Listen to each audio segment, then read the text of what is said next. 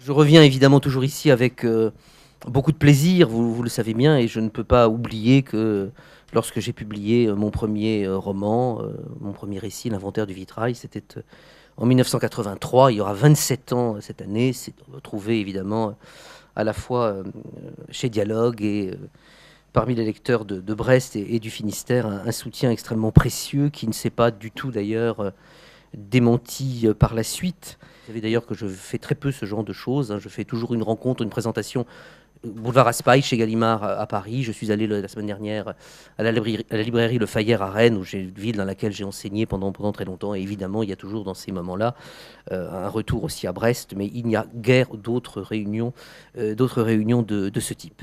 Le Dialogue a eu la très heureuse initiative de demander, de préparer la venue sur un blog, en faisant, vous savez, en donnant un petit peu des notations. Alors, c'est vrai que on m'aurait proposé ça il y a 2 ans, j'aurais été un peu décontenancé, je me suis dit, mais que dire, comment faire, etc. Mais ma vie a été absolument révolutionnée depuis le mois de septembre ou d'octobre dernier par l'acquisition de ce petit objet magique qui est un iPhone. Et il y aura de toute évidence, un iPhone, ça change votre vie à tous les sens du terme, mais ça change même votre manière de créer. Parce que d'abord, vous pouvez photographier partout. Vous pouvez prendre des photos, etc. Et je me suis amusé depuis mardi, depuis mon arrivée dans le Finistère, pour préparer cette rencontre et pour donc évidemment répondre à la demande qui m'était faite par nos amis de Dialogue, à donner comme ça donc j'ai photographié, par exemple, je suis allé à Landévennec, donc j'ai refotographié Landévennec.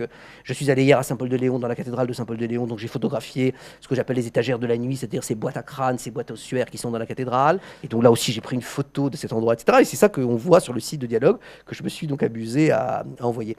Et je voulais donc renouer avec le roman pour plusieurs raisons. D'abord, tout simplement parce que je me disais que j'allais atteindre ce cap important qui est celui d'un demi-siècle de vie. Et j'avais un petit peu envie aussi de tester un peu mes forces, si vous voulez, me dire finalement, suis-je encore capable d'écrire un gros roman, un roman qui fera 400 pages, avec beaucoup de personnages, qui traversera beaucoup d'époques, beaucoup de périodes, qui mettra en scène un nombre important de personnages. Et là, en l'occurrence, il y avait 2 sources. De toute évidence, il y a ce thème de la gémilité qui m'a passionné parce que lorsque j'ai découvert la littérature, lorsque j'avais 17 ou 18 ans, j'ai été un lecteur tout à fait ébloui de Michel Tournier, du Roi des Aulnes et évidemment des Météores, qui est un grand roman publié en 1975, dont j'imagine qu'un certain nombre de vous présents ici ce soir gardent le souvenir. Et puis, il y a aussi, si vous voulez, quand vous dites la gémilité qui est en nous, mais ça, je n'en avais absolument pas conscience, il se trouve que lorsqu'en août dernier, à la fin du mois d'août, j'ai rendu à Jean-Loup Champion, mon éditeur chez Gallimard, le manuscrit donc, du Bateau Brume. Il peut être pensé évidemment aux Météores. Il ne connaît pas mes neveux, donc il ne pensait pas tout particulièrement à mes neveux. Mais pour lui, les choses, si vous voulez, ne faisaient pas l'ombre d'un doute. C'était ma propre gémellité, c'est-à-dire un peu les hasards de ma vie qui font que, effectivement, j'ai un pied dans la haute fonction publique. Et puis j'ai aussi un pied dans la création. Et donc le hasard, si vous voulez, et tous ces hasards-là, conjugués, ramassés, rassemblés, réunis, dans la création littéraire, dans la création romanesque, donne ce que nous avons là, c'est-à-dire ces 2 personnages que je fais naître donc en 1955. Ils ont 4 ans de plus que moi, et on va les suivre jusqu'en 2008, c'est-à-dire jusqu'à l'année dernière. Alors, vous dites ces 2 personnages, et vous en parlez très bien. Il y en a un qui est effectivement, pour aller vite, si vous voulez, il y en a un qui va être un normalien, qui va faire Sciences Po, qui va faire l'ENA, qui va se faire élire maire de qui va se faire élire maire de Landerneau, qui va être député. Et celui qui raconte l'histoire, c'est justement le jumeau qui tâtonne, le jumeau qui se cherche, parce que vous imaginez un roman raconté par un énarque qui va être ministre, serait quelque chose de puissamment ennuyeux.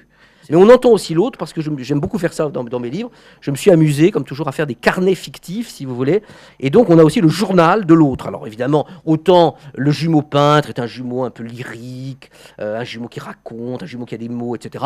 L'autre, c'est un énarque. De toute façon, très souvent, on observe, si vous voulez, je ne sais pas si certains d'entre vous, ici présents ce soir, connaissent des jumeaux, c'est qu'il y a une sorte de moteur dans le couple gémellaire.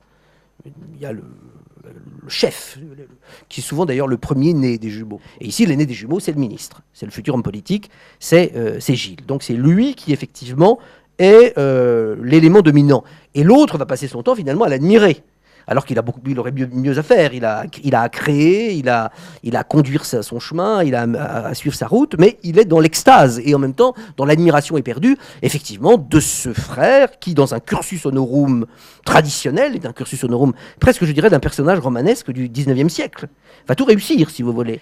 En revanche, si vous voulez, ce qui est en même temps aussi important, c'est que le ministre va être en quelque sorte un personnage de son entourage.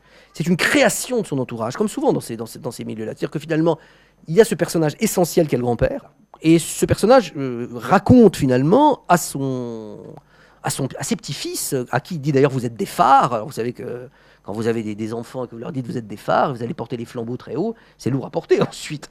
Et donc, ces petits-fils, dont le père est un homme absent, qui disparaît, etc., vont être en quelque sorte les fils du grand-père. Et donc il raconte en quelque sorte l'histoire de France. Il est élu député dans la grande vague, le grand raz-de-marée gaulliste de juin 68. Et donc il va montrer évidemment à son petit-fils les Invalides, le tombeau de Napoléon III. Ils vont réciter ensemble les grandes dates de l'histoire de France. Et donc à partir de ce moment-là, si vous voulez, il va entrer, le futur ministre, dans cette mythologie française. Le moment où tout s'effondre, mais il se rend compte, mais finalement, il est là un jour comme ça, seul dans Paris. Il n'a plus justement de chauffeur, il n'a plus d'agenda, il n'a plus de rendez-vous, il n'a plus de boiserie dorée, il n'a plus de petit parc avec un bassin, et il n'a plus rien. Et puis il se dit, mais tout ça, finalement, ma vie m'a été imposée. C'est pas du tout la vie que j'aurais voulu avoir, alors que évidemment l'artiste, lui, dans le tâtonnement, dans la douleur, dans la difficulté, a vécu de toute évidence la vie qu'il voulait vivre. C'est-à-dire que finalement, le pouvoir, si vous voulez, c'est assez déceptif. Hein. Ils sont tous assez déçus au bout d'un certain temps, parce que c'est beaucoup de contraintes, c'est très fatigant, c'est très usant, mais en même temps, ils ne peuvent pas vivre sans.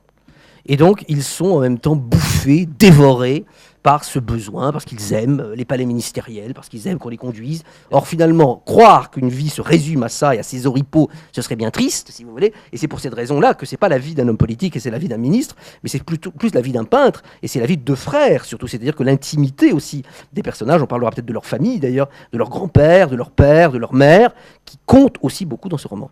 Et je crois que effectivement, la grande leçon du bateau brume, c'est le vrai pouvoir, c'est l'art. De toute évidence, Patrick Grinville, dans l'article qu'il a écrit hier, joue sur pouvoir et puissance, et la puissance artistique, de toute évidence, l'emporte sur le pouvoir.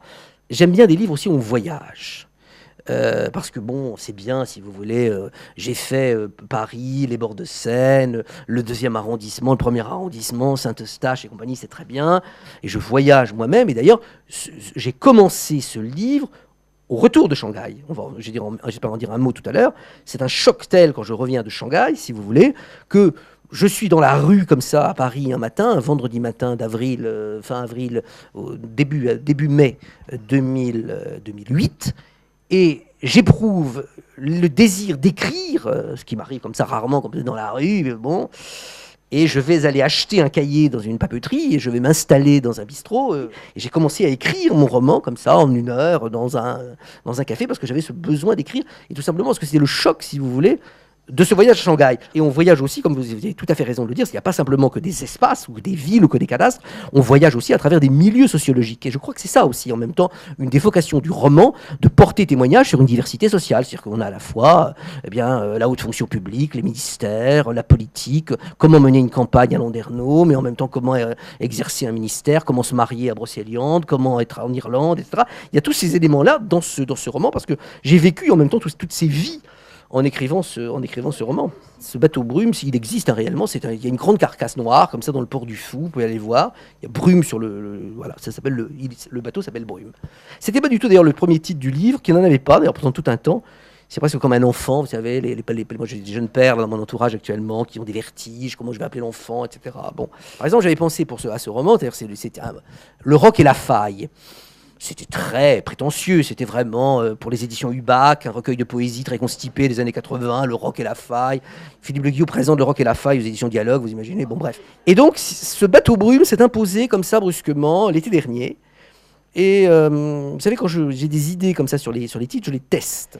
Et j'ai testé sur ces étudiants qui avaient assisté certains d'entre eux, pas tous, un certain nombre d'entre eux qui avaient assisté à mon cours sur le roman contemporain, mon séminaire sur le roman contemporain l'an dernier. Au mois de juillet, comme ça, je suis remonté à Paris, un certain hasard.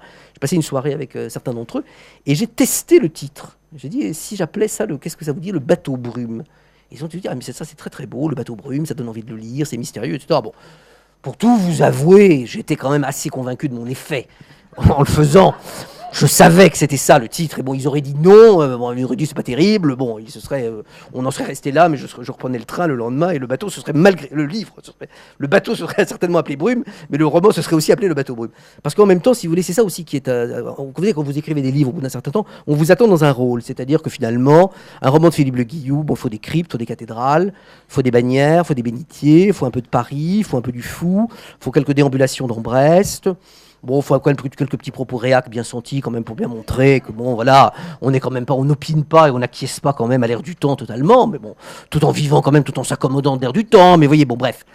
Mais, en même temps, il faut aussi surprendre. Et en même temps, si vous voulez, c'est ça lie aussi à Derdre, et ça lie d'ailleurs aussi à Hélène, parce que c'était un chanteur qu'elle aimait beaucoup, c'est Bachung. Et finalement, on ne s'attend pas à trouver Bachung dans un roman de Philippe Le Guillou. Qu'est-ce que voilà, on a toujours Bach, bon, on a toujours Purcell, le maître Jean Guillou à Saint-Eustache. Bon, j'étais complètement hanté par Bleu Pétrole quand j'écrivais ce livre, et donc c'était assez beau d'ailleurs. Et d'ailleurs, finalement, quand je fais le voyage d'ailleurs à Shanghai, j'écoutais même dans l'avion la musique de Bachung. C'est pour ça qu'à la fin, il y a à la fois cette modernité de Shanghai, ce dépaysement, cette grande exposition qui va être en même temps la consécration du peintre, du jumeau peintre, et puis cette présence aussi un petit peu crépusculaire de Bachung qui chante ces textes absolument admirables. Et la vie est métamorphose et changement, et puis choc aussi de coïncidences, si vous voulez, de choses qui n'ont apparemment pas besoin de se rencontrer. Donc c'est un peu ça aussi que j'ai voulu dire dans ce livre. Bon, je vous dis que la mort est présente, oui, hélas, elle est présente dans nos vies, donc je dirais des évidences ou des platitudes si je m'apesantissais sur la chose, et elle est présente dans le livre, comme elle est présente dans toutes nos vies, mais en même temps, il y a aussi, et je reprendrai la formule de Malraux que vous citiez tout à l'heure, c'est-à-dire l'art comme anti-destin, comme contre les forces de la mort, il y a aussi une espérance, une lumière au bout de la souffrance et au bout du deuil, et c'est aussi très important dans le livre. C'est pas simplement un livre de la noirceur, c'est aussi un livre de l'espérance et un livre de la lumière.